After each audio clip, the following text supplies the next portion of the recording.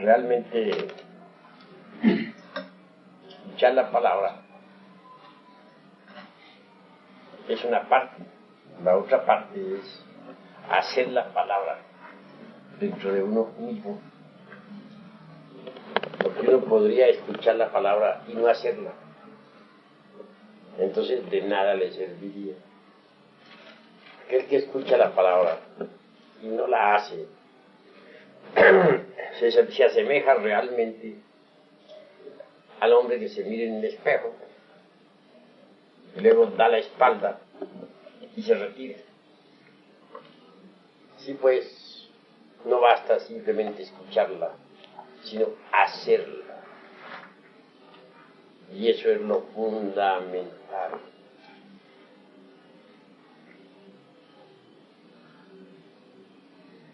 Hay un sacramento que está muy relacionado con el del matrimonio. Me refiero en forma enfática al sacramento del bautismo. Es importante tal sacramento. Lo tienen no solamente la religión ortodoxa católica, sino también la religión ortodoxa rusa, la religión de Armenia, las religiones hebraicas y la de los lamas, la maometana y multitud de sectas. Siempre que alguien ingresa en alguna de esas religiones, en alguna de esas sectas, es bautizado.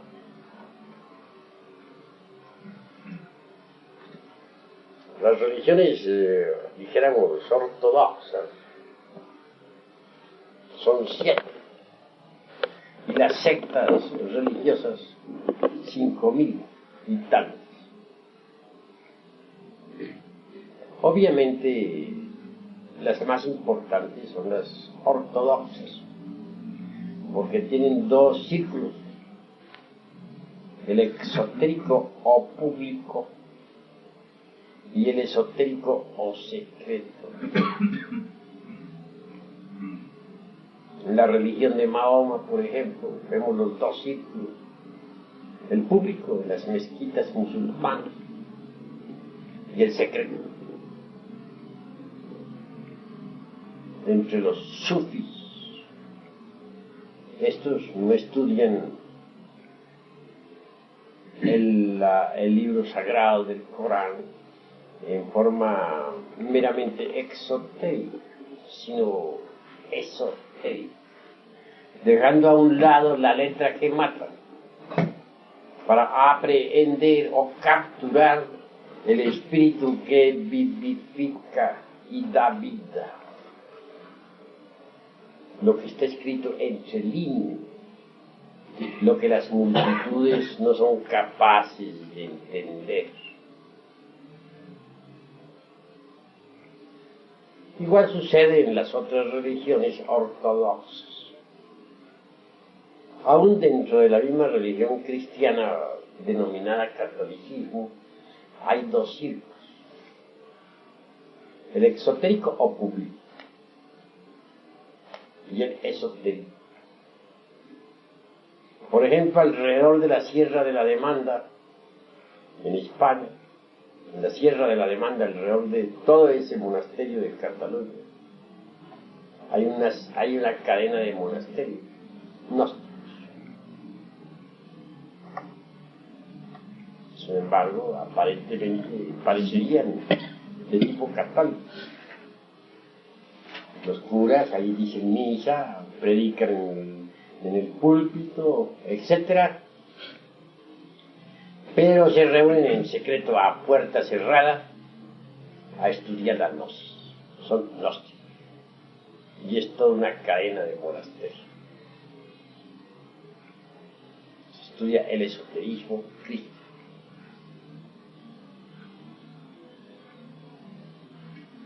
En el budismo ortodoxo vemos 2 círculos, el público y el secreto. El público se ve mucho en Ceilán, en la India, China, etc. y hasta en Japón. Pero el secreto esotérico es inaccesible a los profanos.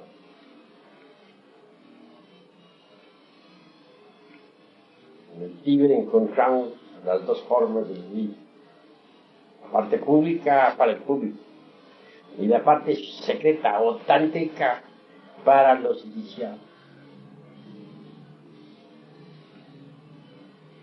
Esto hay que saberlo entender.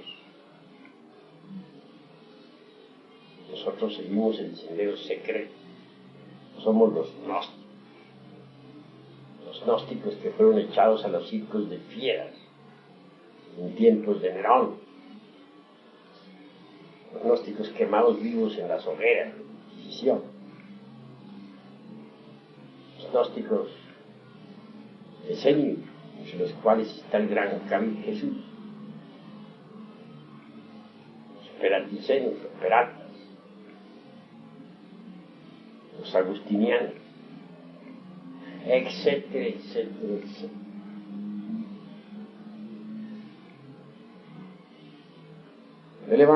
El sacramento del bautismo, decía, está asociado al del matrimonio y existe en todos los cultos, no solamente en los ortodoxos, sino también hasta en las sectas muertas. Llamamos sectas muertas a esas sectas neocristianas que tanto abundan en el mundo occidental: protestantes, metodistas, adventistas, anglicanos, etcétera, etcétera, etcétera. Tales sectas están desprovistas de la tradición inicial. Ya no tienen esa tradición, ni remotamente la conocen. Sin embargo, a pesar de todo, conservan el bautismo.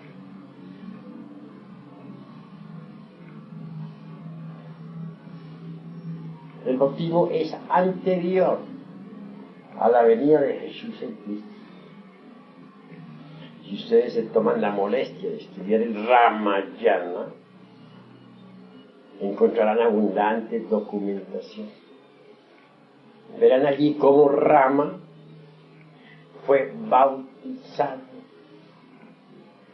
Su gurú le instruyó primero en los misterios de la potencia y de la superpotencia, es decir, en los misterios del sexo.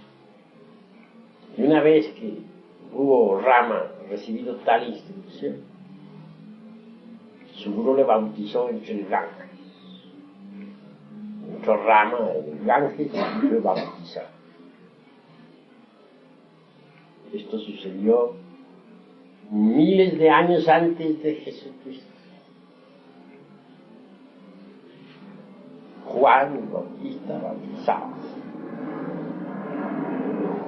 Decía que él bautizaba con agua, pero que vendría uno tras de él que bautizaría con fuego.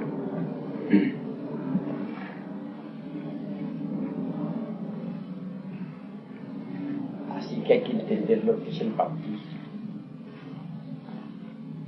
En la Iglesia de Oriente se asocia el bautismo a las bodas de Canaá.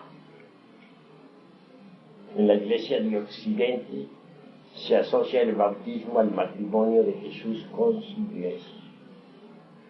Pero como ustedes van viendo, está asociado el bautismo al matrimonio, tanto en la Iglesia cristiana de Oriente como en la de Occidente.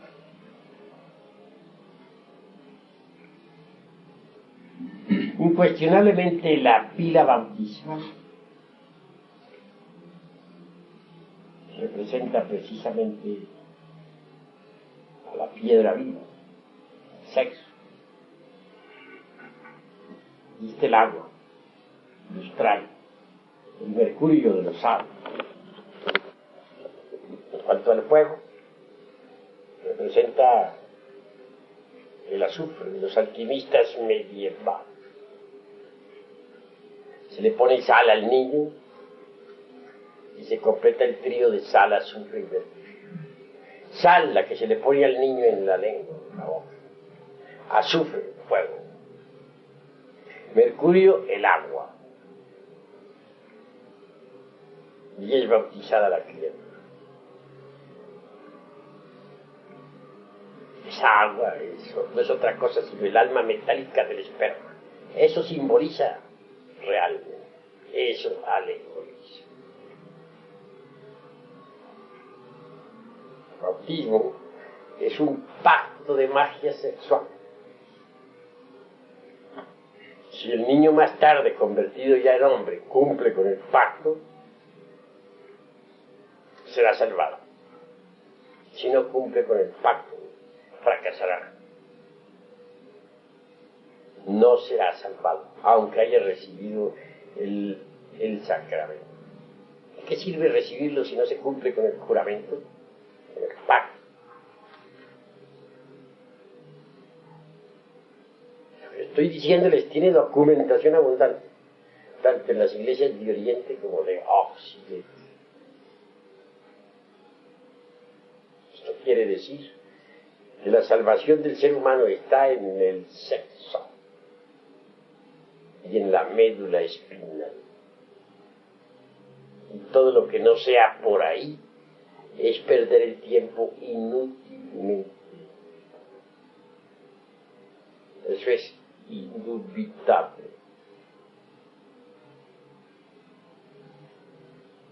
Uno viene al mundo desnudo y necesita vestirse. Se hace necesario crear el traje de bodas del alma.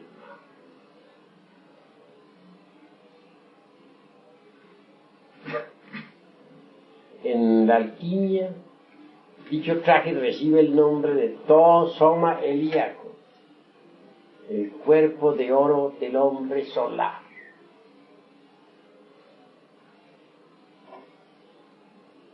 Si nosotros meditamos en eso, veremos la trascendencia del matrimonio. ¿Por qué fue arrojado a las tinieblas exteriores y atado de pies y manos el hombre que no llegó vestido con traje de bodas al banquete del Señor? ¿Cuál es el traje de bodas del alma? Ya lo he dicho, el Soma Helíaco, el cuerpo de oro del hombre solar. O sea, hay que crear tal cuerpo. Y no es posible crearlo fuera del matrimonio, sino estrictamente dentro del matrimonio. Fuera sería absurdo. Lo importante es ante todo recordar constantemente las bodas de Caná. El primer milagro que Jesús, el gran Kabir, realizó fue transmutar el agua en vino. Y no lo realizó en otro lugar, sino en las bodas de Caná, en matrimonio. Esto es hondamente significativo.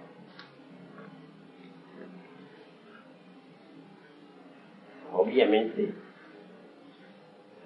grandioso. Ya conocen ustedes el secretum secretorum de la alquimia. Ya conocen ese simple artificio que permite la transmutación.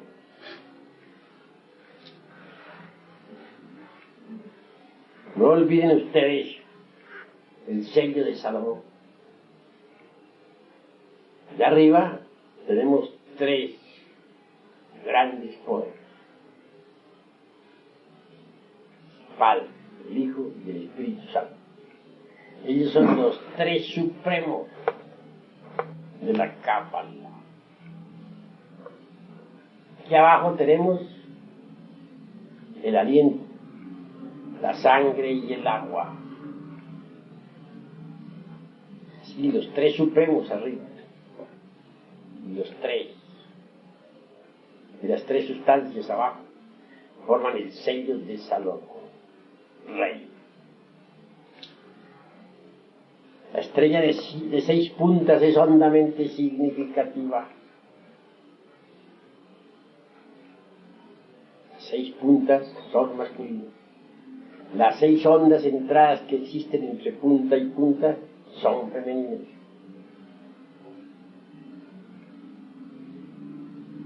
Se estrella alegoriza al logos. Cristaliza mediante la alquimia con sus 12 radiaciones en las 12 constelaciones del zodíaco.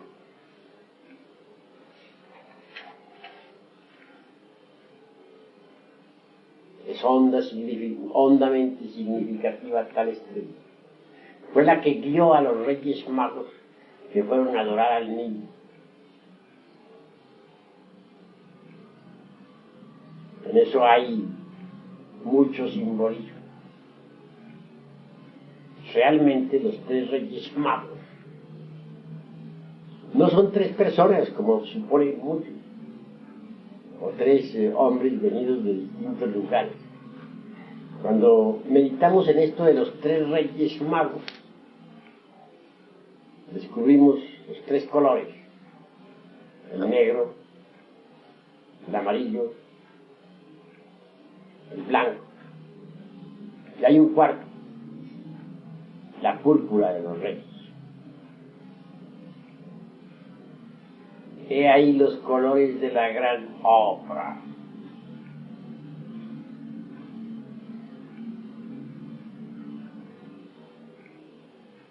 El matrimonio gnóstico es grandioso. El matrimonio gnóstico se propone, ante todo, la cristificación. Mediante ese delicado artificio tan sencillo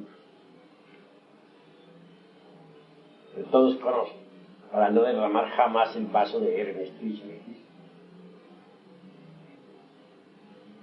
se fabrica el mercurio de los sabios. Y ese mercurio tan citado en muchos libros de alquimia es el fundamento de toda nuestra autorrealización. En principio, visto ante el ojo de Tajo, ese mercurio es negro. En principio, más tarde se torna blanco. Entre las aguas negras tenemos nosotros que sacar la gelatina blanca. Mucho más tarde, a base de nuevas transformaciones, se vuelve amarillo. Cuando da tal color, queda perfectamente listo para recibir el azufre rojo, es decir, el fuego. Hay que saber preparar el mercurio. Repito, en principio es negro e inmundo. Se encuentra en estado caótico. Está representado por el cuervo negro de la muerte. También se le alegoriza con la flor negra, metálica, mineral, con la rosa negra. Pero si la pareja refina el sacramento de la Iglesia de Roma, es decir, el sacramento del amor, tal sustancia negra se vuelve blanca. Al llegar a esa etapa se dice que el alquimista ha extraído de entre esas aguas negras la gelatina blanca. Ese proceso blanco o inmaculado resplandece gloriosamente. Al llegar a esa etapa del trabajo, se dice que el alquimista está trabajando con la blanca paloma del Espíritu Santo. Muchísimo más tarde se torna amarillo tal mercurio. Entonces se dice que el alquimista está trabajando con el águila amarilla. Por último, despierta el fuego sagrado en nosotros. Ese fuego está alegorizado por el azufre. Cuando el azufre o fuego se une o fusiona o integra con el mercurio, este último queda extraordinariamente preparado. Un mercurio azufrado, provisto además de un poco de sal sublimada, forma un torbellino que asciende por la médula espinal lentamente, abriendo las 7 iglesias del Apocalipsis de San Juan. Si persevera el alquimista, con esa sustancia maravillosa, con ese mercurio azufrado, podrá crear naturalmente un cuerpo astral. El excedente de ese mercurio azufrado viene a cristalizar en la forma esplendente y extraordinaria del cuerpo astral. En una segunda octava cristaliza el excedente en la forma del cuerpo mental, y en una tercera octava en la forma del cuerpo causal. Uno posee un cuerpo astral, sabe que lo tiene porque puede viajar con él a cualquier remoto lugar del espacio. Cuando uno tiene un cuerpo mental, puede asimilar la sabiduría universal. Cuando uno tiene un cuerpo causal, puede manejar las circunstancias. Al llegar a ese estadio del ser, se reciben los principios anímicos, se transforma uno en un hombre de verdad, un hombre auténtico, un hombre legítimo. Tiene derecho pleno a asistir a las bodas del Cordero Pascual. Pero aún más es necesario. El Hijo del Hombre tiene que perfeccionar esos cuerpos que ha fabricado, hasta que ellos en sí mismos y por sí mismos resplandezcan con el oro del Espíritu. Cuerpos de oro, penetrándose y compenetrándose mutuamente sin confundirse. Son verdaderamente el todo soma el traje de bodas del hombre solar. Uno posee el cuerpo de oro. Podría decirse que viene el gran desposón. Entonces el alma se desposa con el Cordero. Esa es la cristificación. A través de estas explicaciones simplifico para que ustedes puedan entender. El matrimonio gnóstico que hoy se ha celebrado tiene un solo objetivo: crear el cuerpo de oro del hombre solar. Ese es el objetivo, para lograr el desposorio con el Cordero. Pienso que este matrimonio no se ha unido únicamente para reproducirse como lo hacen todos los animales intelectuales de la tierra. Creo que se busca algo más. Creo que el anhelo es mayor. Tengo entendido que se trata de crear el cuerpo de oro del hombre solar. Pues ese es el máximo para lograr la liberación final. Sí, pues, no podemos menos que felicitar a esta noble pareja que sigue el camino secreto que conduce a la autorrealización íntima del ser. Lo importante es que haya continuidad de propósito si se quiere llegar a la meta. Que el entusiasmo no sea pasajero, que el entusiasmo persista durante toda la vida. Aquí no les decimos a ustedes que el objeto del matrimonio es criar hijos para el cielo. Nosotros no les decimos eso. Nosotros les decimos que el objeto del matrimonio gnóstico es lograr la creación del tosoma erian, el cuerpo de oro del hombre solar, para desposarse con el Cordero, para cristificarse. Nos interesa de los contrayentes su cristificación. Lo primero que les aconsejamos es no derramar jamás el vaso de Eros, transmutarlo convertir el agua en vino.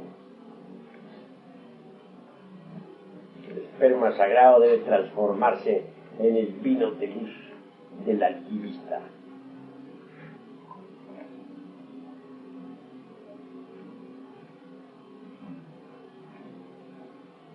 Si mis caros hermanos reciban pues por parte de todos nosotros nuestros mejores votos, nuestros mejores anhelos. Hasta hoy, con estas últimas palabras, doy por terminada pues la ceremonia de matrimonio.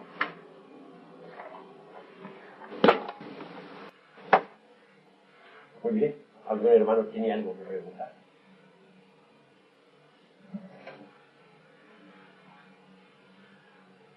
No hay nada que preguntar.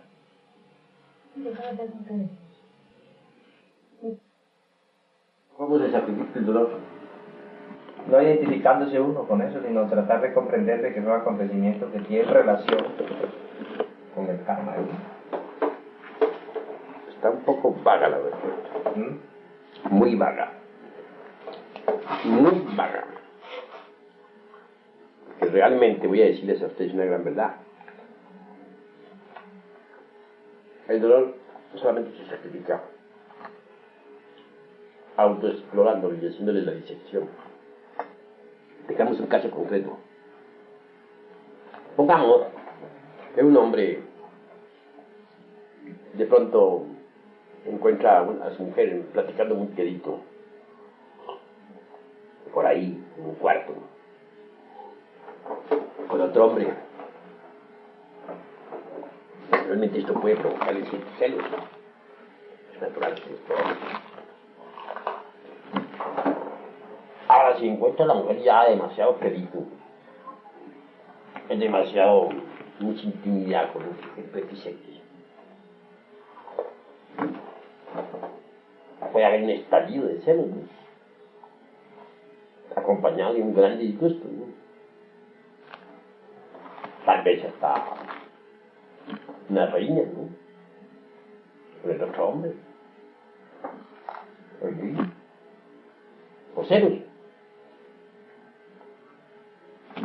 Esto produce un dolor espantoso al marido ofendido, ¿no? Claro, hasta aquí se puede dar origen a un divorcio, ¿no? Un dolor moral, horripilante.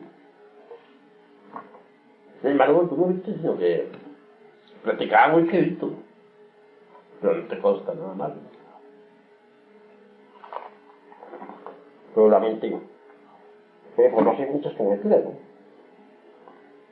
Y aunque la mujer niegue, la mente es muy... tiene muchos ardillos, muchos recovecos, pues se forman naturalmente muchas conjeturas. ¿Qué hacer para formarse de ese dolor? ¿Cómo aprovecharlo? ¿Cómo renunciar al dolor que le ha producido eso? Hay una forma de resolverlo, de sacrificar ese dolor. ¿Cuál? La autorreflexión evidente del ser, la autoexploración de sí mismo.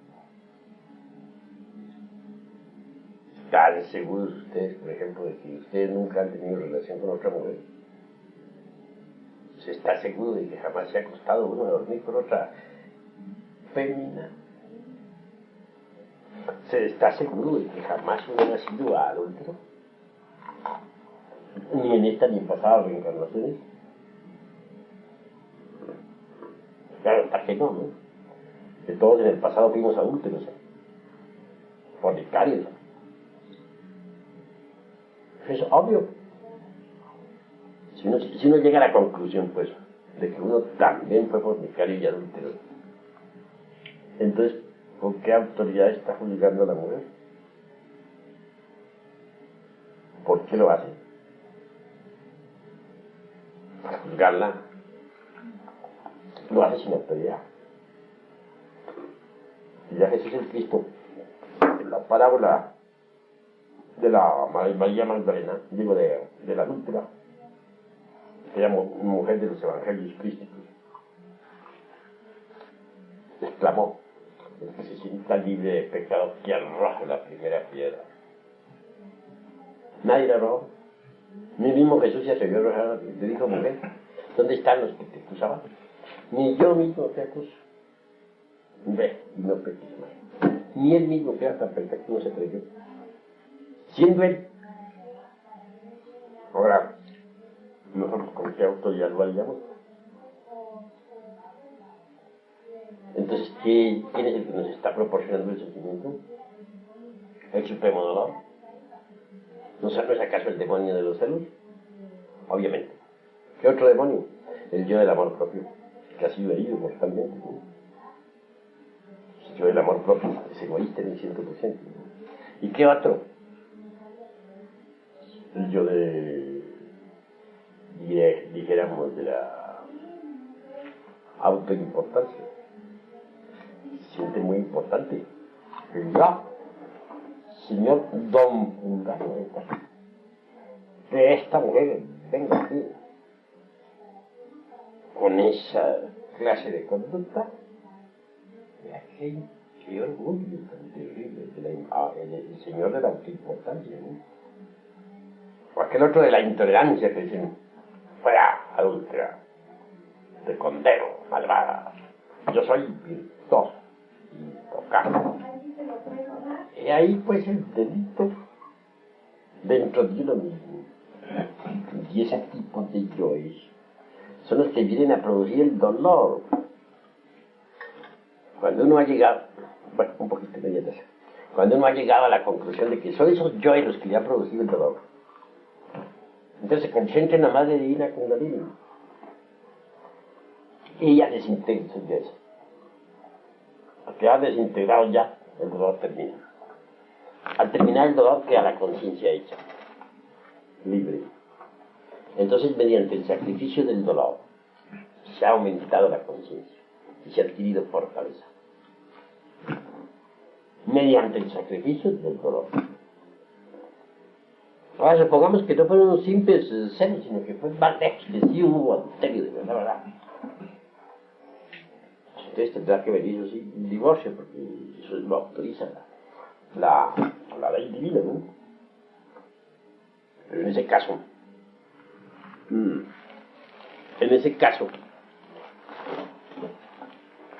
también puede decirse con absoluta seguridad: déjala así, man, déjala así, ya esto es lo último, que se puede sacrificar también ese dolor y decir: bueno, está, pero yo estoy seguro de donde no haber adulterado jamás, hasta que sí adulteré, se dice. Entonces, ¿por qué condeno? No tengo derecho a condenar a nadie, porque que sienta limpio de pecado, que arroje la primera piedra. Entonces, ¿quién es el que me está proporcionando el dolor? Soy yo, en la intolerancia, de la autoimportancia, de los celos, del amor propio, etc. Ya que se llegó a la conclusión de que esos son los que están ocasionando el dolor, entonces, a trabajar para desintegrarlo. Y el dolor desaparece, queda eliminado. ¿Por qué? Porque se ha sacrificado. Y eso trae un aumento de conciencia, porque aquellas energías que estaban involucradas en el dolor quedan liberadas. Trae no solamente la paz, el corazón tranquilo, sino que además trae un aumento de conciencia, un acrecentamiento de la conciencia. Eso se llama sacrificar el dolor. Pero la gente es capaz de todo, menos de sacrificar sus dolores. Quieren mucho sus dolores. Y resulta que los máximos dolores son los que les brindan a uno las mejores oportunidades para el despertar. Para el despertar de la conciencia. Pero hay que aprender a sacrificar el dolor. Y hay mucha clase de dolores. Por ejemplo, un insultador, ¿no? ¿Qué provoca un insultador? Pues el deseo de venganza inmediata, ¿no? Inmediata. ¿Por qué? Por las palabras dichas. Pero si uno no se identifica con los yoes de la venganza, es claro que no contestaría al insulto con el insulto. Pero si uno se identifica con los yoes de la venganza, esto lo relacionan a uno a su vez con otros yoes más perversos. Y termina uno en manos de yoes terriblemente perversos haciendo disparate y medio. Así como existe fuera de nosotros una ciudad, por ejemplo, la Ciudad de México, cualquier ciudad del mundo donde uno viva, así también dentro de uno mismo hay una ciudad psicológica. Eso es claro. Así como en la ciudad de la vida humana común y corriente, hay gente de todas clases, colonias de gente buena, colonias de gente mala. Así también sucede con las ciudades, con la ciudad interior, la ciudad psicológica. En esa ciudad psicológica vive mucha gente. Mucha gente. Nuestros propios yoes son esas gentes que viven ahí. Y hay colonias de gente decididamente perversas. Y hay colonias de gente media. Y hay colonias más o menos erectas. Nuestra propia ciudad psicológica es eso. Si uno se identifica, por ejemplo, con un yo de venganza, ese a su vez lo relaciona a uno con otros yoes de barrios muy bajos, donde viven asesinos, ladrones, etc. Y al relacionarse con esos a su vez llegan y lo controlan a uno, lo controlan el cerebro, y resultan haciendo barbaridad y media. Va uno a parar por último a la cárcel. Pero ¿cómo evitar entonces caer en semejante absurdos? Pues no identificarse con el insultador. No identificarse. Hay yoes dentro de uno mismo que le dictan a uno lo que debe hacer, y que le dicen contesta, véngate, sácate el clavo, desquítate. Si uno se identifica con esos, termina contestando pues al insultador. Termina uno vengándose, desquitándose, etc. Pero si uno no se identifica con el yo que le está dictando a uno que haga semejantes barbaridades, pues entonces no hace eso. En todo caso, el insultador deja, dijéramos, en el fondo del insultado o del ofendido, deja dolor. Lo interesante sería que el ofendido pudiera sacrificar ese dolor, y puede sacrificarlo a través de la meditación. Comprende que el insultador es una máquina que está controlada por determinado yo insultante, y que lo ha insultado un yo. Comprender también que uno es una máquina y que dentro tiene yo y de insulto. Entonces, si uno compara y dice, aquel insulta, pero yo dentro de mí también existen yoes de insulto. Entonces no tengo yo por qué condenar a aquel. Yo cargo lo mismo que aquel. Si yo cargo dentro de mí también yoes de insulto, entonces no tengo por qué condenarlo. Además, ¿qué es lo que se ha herido en mí? Posiblemente el amor propio, posiblemente el orgullo. Bueno, entonces tengo que descubrir si fue el amor propio o si fue el orgullo o qué. Cuando uno ha descubierto quién fue el que se hirió, si fue el orgullo, pues a desintegrar el orgullo. Si fue el amor propio, pues a desintegrar el amor propio. Entonces da como resultado que al desintegrar eso, queda libre del dolor. Ha sacrificado el dolor. Y en su reemplazo ha nacido una virtud, la de la serenidad. Ha despertado aún más. Entonces, hay que tener en cuenta todos esos factores, aprender a sacrificar el dolor. La gente todo sacrifica, es capaz de sacrificar, menos el dolor. Quieren mucho sus propios sufrimientos. Los idolatran. He ahí el error. Aprender a sacrificar unos mismos dolores. Eso es lo interesante para poder despertar conciencia. Claro, no es cosa fácil. El trabajo es duro, ir contra uno mismo es algo muy duro, no es muy duro, sí.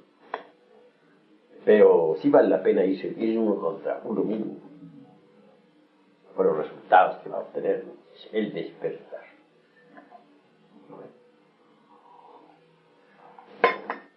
De manera que van entendiendo ustedes. Abuelo, posiblemente sería ridículo preguntarle algo que me viene ahorita a mí a la mente. Como yo me doy cuenta que nadie o casi nadie tiene, digamos, esa capacidad de análisis con la que usted cuenta. Eso es lo que considero yo que lo lleva a usted a trabajos tan profundos, ¿no? Sí. Pero, ¿qué es lo que le ha dado a usted esa capacidad de análisis? Les voy a ser sincero a ustedes. En principio la capacidad de análisis, aunque yo pensaba que era extraordinaria, resulta con respecto a la actual capacidad que tengo, algo incipiente. La capacidad actual que tengo se desarrolló pues de una capacidad incipiente. Esa capacidad de análisis actual no se debe a otra cosa, sino a la disolución del ego. Resulta que cuando uno tiene ego es muy torpe. Pero cuando uno desintegra el ego, la esencia queda muy libre. Y la esencia libre le confiere a uno inteligencia. Pero el que tiene ego cree que es inteligente. No lo es. Pero él cree que lo es. Y no lo es. Podrá ser intelectual. Pero una cosa es ser intelectual y otra cosa es ser inteligente. Hay que hacer una plena diferenciación entre intelectual e inteligente. Cuando uno aniquila el ego, aflora entonces la inteligencia. Pero de una forma natural, espontánea. Cuando uno no tiene ego, es inteligente. Pero cuando sí tiene ego, aunque se crea muy inteligente por el hecho de haber leído, de pertenecer a tal o cual escuela, o de ser un magnífico intelectual, no lo es. No es inteligente. Esa es la realidad de los hechos. Yo cuando tenía ego, pensaba que tenía una gran capacidad de análisis. Después de destruido el ego, he venido a comprender que en aquella época mi capacidad de análisis era incipiente. Pero yo creía que era gigantesca por el hecho de haber leído. Solo el tiempo me vino a demostrar que no era tan grandiosa como yo pensaba. Así que lo importante en la vida es tener esa capacidad de la autorreflexión evidente del ser. Pero esta aflora con la aniquilación del ego. Puede uno ver las cosas más claras. Por eso es que hay 7 tipos de razonamiento. O 7 clases, o digo 9 clases de razón. Entre todo me refiero a la razón objetiva. No a la razón subjetiva, sino a la objetiva. La razón objetiva es distinta a la objetiva. Porque la razón objetiva se fundamenta en la conciencia. La conciencia, dijéramos, aporta los datos a la mente interior para que ésta pueda razonar. Y el desarrollo y esa capacidad de razonamiento de la mente interior es maravilloso. Es formidable porque solamente funciona con los resortes de la conciencia. Es que la mente interior, por ejemplo, tiene 7 grados de desarrollo, o 9 grados de desarrollo, no 7, 9. ¿Cómo podría saberse, por ejemplo, conocerse el grado de desarrollo de la razón objetiva o mente interior de las personas? Se conoce exclusivamente en los cuernos. ¿Pero qué? Los cuernos.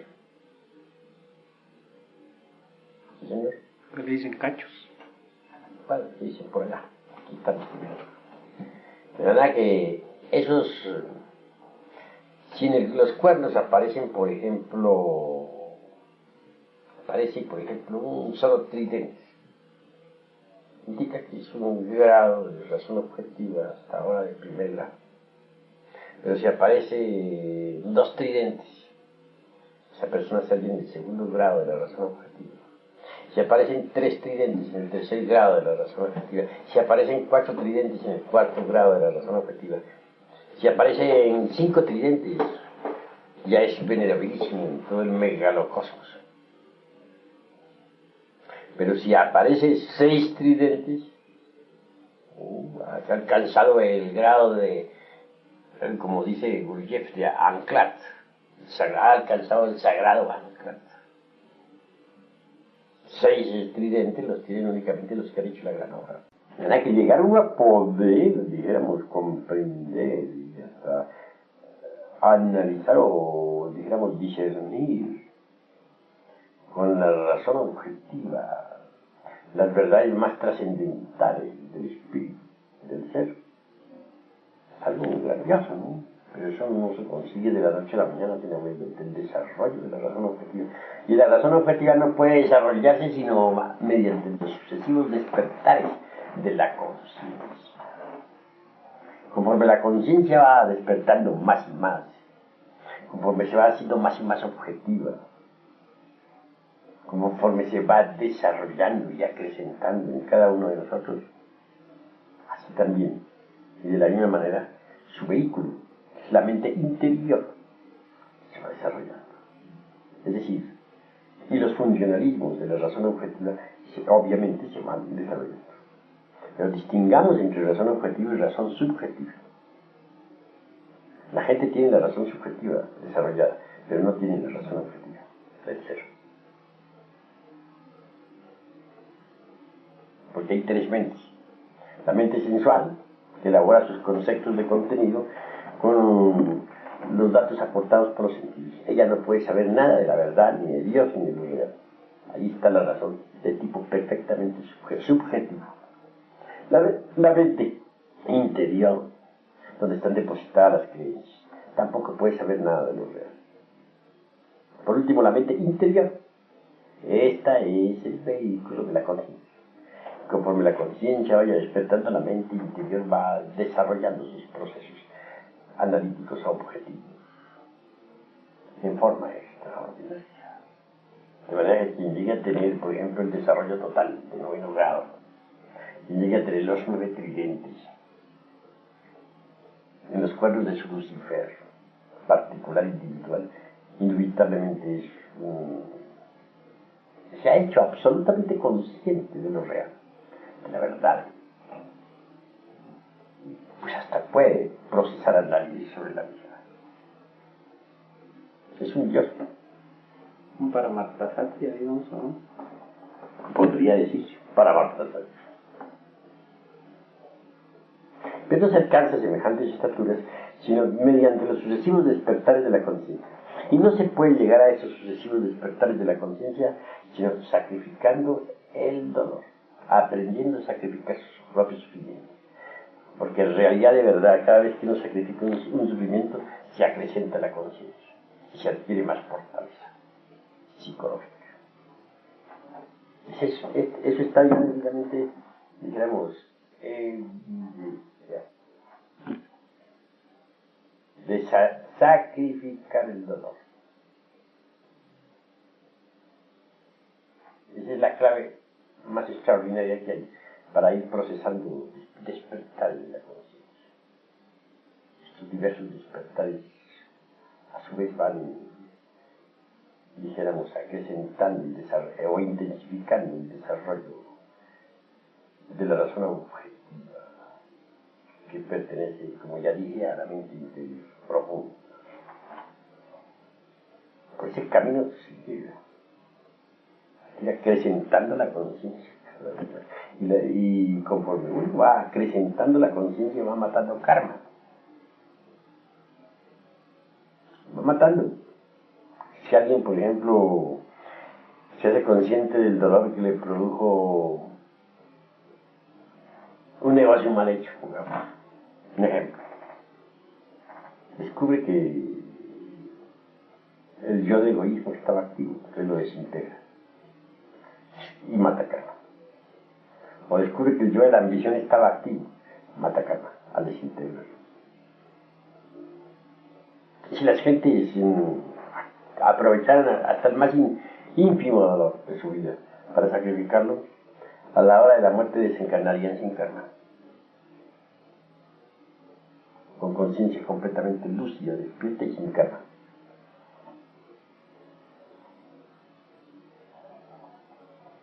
Ahora, en la práctica hemos podido evidenciar que realmente los demás no son los que nos producen a nosotros los dolores y los sufrimientos. Los sufrimientos los producimos nosotros mismos.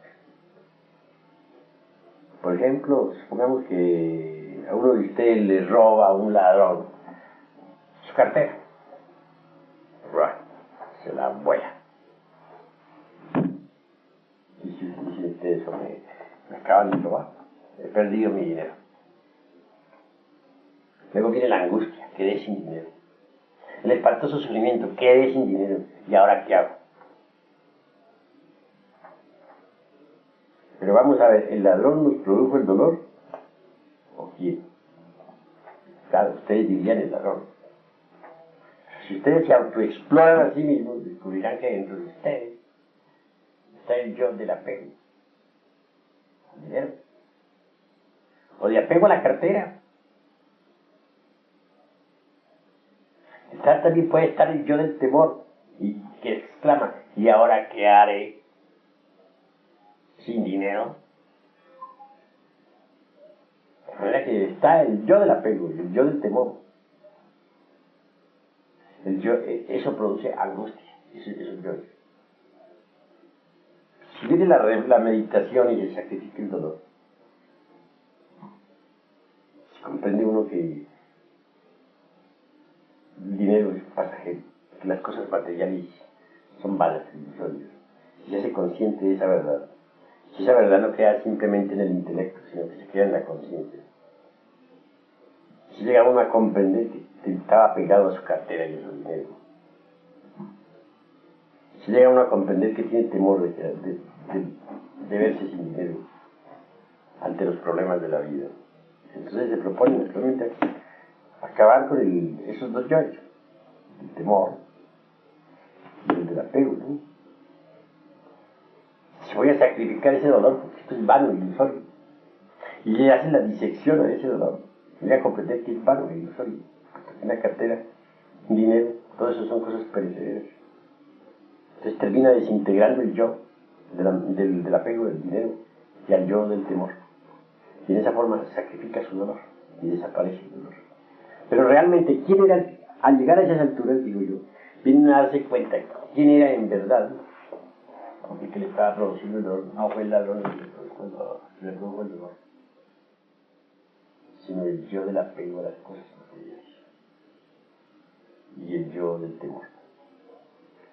Y lo viene a comprobar uno después de que sacrifica el dolor, después de que desintegra los yoes del temor y del apego. Lo viene a comprender porque el dolor desaparece absolutamente. Entonces no fue el ladrón el que le provocó el dolor. Las causas del dolor las lleva uno dentro de sí mismo, no fuera de sí mismo, sino dentro.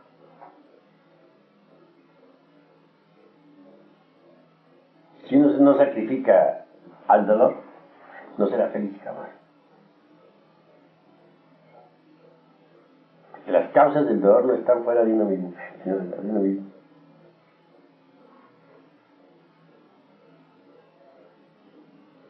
He llegado a esas reflexiones.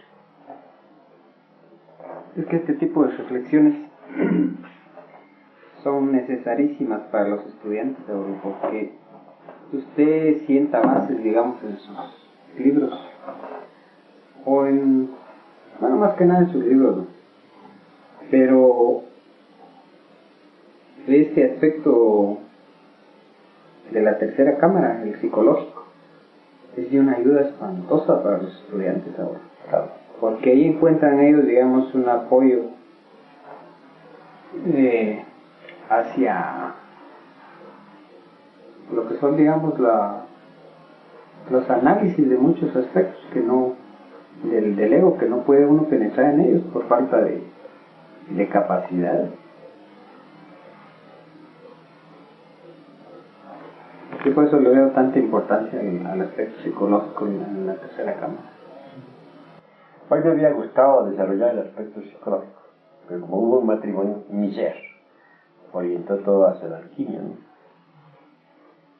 Pero el aspecto psicológico es fundamental. Claro. Es fundamental.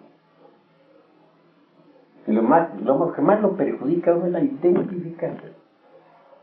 Porque si un yo, por ejemplo, le dice a uno, véngate de aquel que causó el dolor, y le surgiera a uno la idea de vengarse, y uno se identifica con ese que está ahí sugiriendo esas ideas, pues termina al fin y al cabo vengándose. Ahora, ¿cómo se relacionan los yoes unos con otros? Piensen ustedes en una ciudad, la ciudad psicológica. Tiene, digamos, colonias donde vive gente sana y colonias donde vive gente perversa. Colonias donde vive gente sana y perversa y de todo un poco. Suburbios más o menos malos, suburbios regulares, etcétera, llenos de mucha gente. Todas esas personas que viven en esa ciudad psicológica que nosotros cargamos en nuestro interior son nuestros propios yoes. Son personas. Y esas personas, pues, aprovechan cualquier oportunidad para manifestarse a través de nosotros. Por ejemplo, si uno le pone mucho cuidado, por ejemplo, a un yo de venganza, entonces se identifica con él. Se pierde en él y él en uno. Y termina uno haciendo lo que él quiere. Comete unos errores gravísimos que lo llevan a la cárcel. Esto se me parecería en el mundo físico, por ejemplo, al caso de una persona. En el mundo físico hay muchas personas. Supongamos que una persona cualquiera pudiera perderse en uno por un milagro de magia. Entonces resultaría uno haciendo las barbaridades que esa persona tiene en su mente, ¿no? Pues esto es algo semejante. Esas personas que viven en las ciudades psicológicas, pues son los yoes. Y si uno le pone mucho cuidado a un yo perverso, ese lo relaciona uno con habitantes de los barrios más perversos de la ciudad psicológica. Y esos otros lo relacionan con otros perversos peores que viven en las distintas calles de la ciudad psicológica. Conclusión, termina uno haciendo barbaridades. De manera que lo más grave que hay lo más grave que hay es identificarse con esos yoes. ¿Qué diríamos? Sería el colmo de los colmos, ¿no? Un ciudadano que va pasando por la calle pudiera perderse en uno. Sería horrible, ¿no? Bueno, eso es lo que sucede con los yoes. Son ciudadanos que viven en la ciudad psicológica. Pronto resuelven perderse en uno para hacer barbaridades. Se establecen uno en ellos y ellos en uno. Y resulta haciendo cosas incongruentes, diciendo y haciendo cosas incongruentes. Y dijéramos, el truco que ellos tienen para meterse dentro de uno, para perderse en uno, es precisamente la identificación. Esa es la cosa. Lo más grave es identificarse con esa gente que vive en la ciudad psicológica. No más. Bueno, vamos a acostarnos. Claro. Ahí quedó grabado todo en esa cinta para los que la escuchan. Claro, bueno, es maravilloso todo esto. En la medida de sacrificar nuestros propios sentimientos.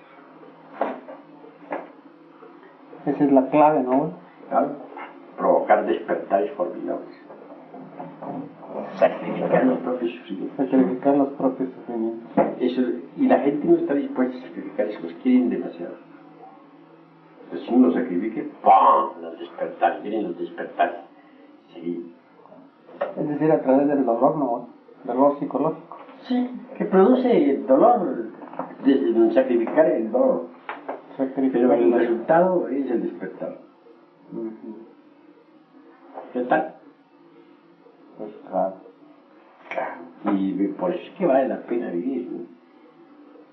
Porque tiene una oportunidad precisamente de sacrificarse. Y es que esa oportunidad está cada día en nosotros, ¿no? Y a cada instante. A cada instante. Hay mucha gente que nos rodea y nos proporciona sufrimientos, diría yo. Pero ¿quién nos proporciona los sufrimientos? ¿Es esa gente o qué? La realidad es que un sufrimiento se los proporciona a uno los yoes que cargan. Las causas del dolor no están fuera de uno, dentro de uno.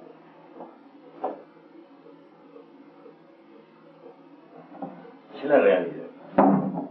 Bueno, vamos a empezar mañana a sacrificar. ¿Ah? Vamos a empezar mañana.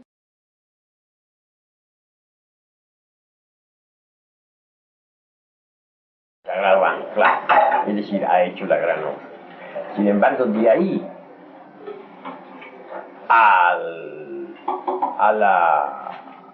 dijéramos, al seno del Eterno Padre Cósmico Común, es el absoluto, lo misericordioso. Hay que pasar por 3 grados más de perfeccionamiento de la razón objetiva, lo que significa hacerse consciente totalmente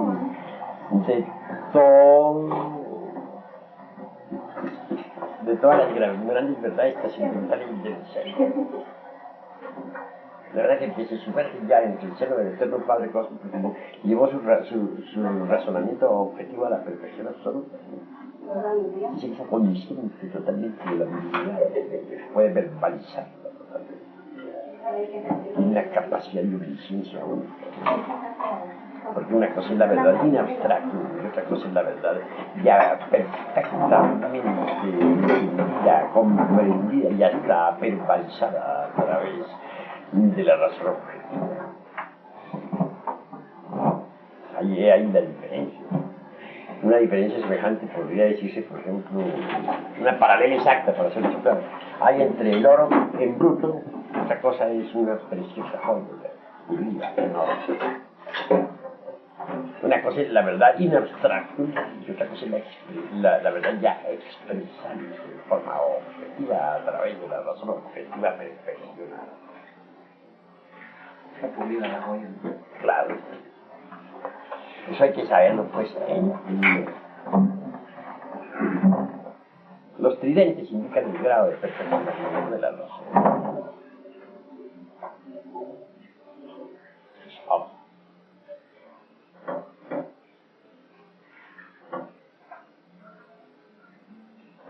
En todo caso, pues, la base del perfeccionamiento de la razón objetiva estriba en que esté más o menos muerto.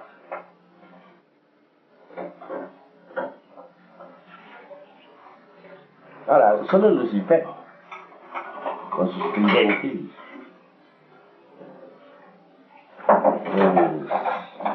puede indicarnos con exactitud el camino. ¿Por qué? Porque sencillamente es una gran verdad. Pero es el que da el impulso del material para la gran obra. El chiste Lucifer desciende en nuestros propios infiernos atómicos para servirnos de escalera, para subir. Y ahí lo grande del chiste Lucifer.